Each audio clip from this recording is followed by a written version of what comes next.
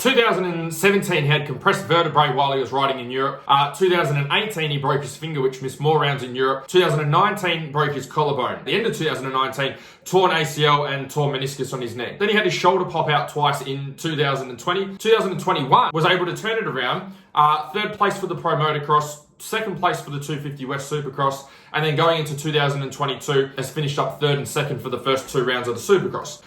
For those of you that are new to the channel, my name is Andrew Hammer. I've worked with hundreds of riders and racers from around the world to get them race fit and race ready. Now you're probably wondering, how does a rider like Hunter Lawrence go from being so injury riddled and missing so many races and being well and truly outside the top 10 for a lot of those races and having his career on the line, to turning this around, going a whole season and a bit injury-free, and not just injury-free, but really performing at the best that he can. He credits this to 2 things. Number 1, working with a nutritionist and stopping his body from breaking down. And number 2, building up fitness, rebuilding his body and putting on a little bit more muscle mass and getting his body back to normal. So you're probably wondering, how does changing the food that you eat and putting on a little bit of muscle mass help to reduce the injuries that you get from riding and racing? So the first thing, working with a nutritionist and making sure you're eating the right food. If you're not eating enough food to support the training that you're doing and what you're asking of your body, what happens is your body starts to break itself down because it doesn't have enough energy to rebuild. So what this means is your bones start to get weaker and your muscle mass starts to drop back. So when your muscle mass starts to drop back, your joints and your bones have less support there,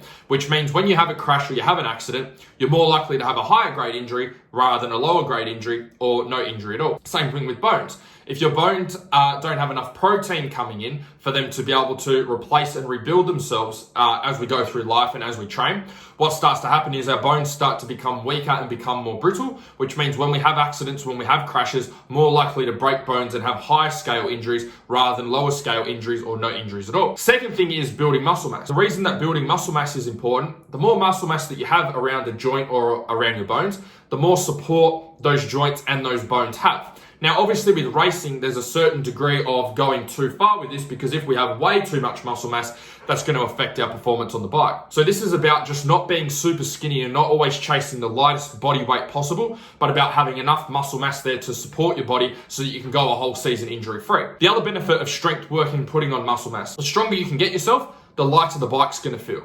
So remember, your bike's probably weighing about 100 kilos. You might weigh 80 kilos. That's a total of 180 kilos if we put that together. The stronger you can get yourself, the lighter that 180 kilo package is going to feel. The lighter that 180 kilos feels, the longer you can muscle the bike around for, the better your endurance is going to be, the better the stamina that you are going to have on the bike is going to be, which means overall you can ride the bike harder for longer periods of time and put the bike where you want it rather than the bike telling you where to go.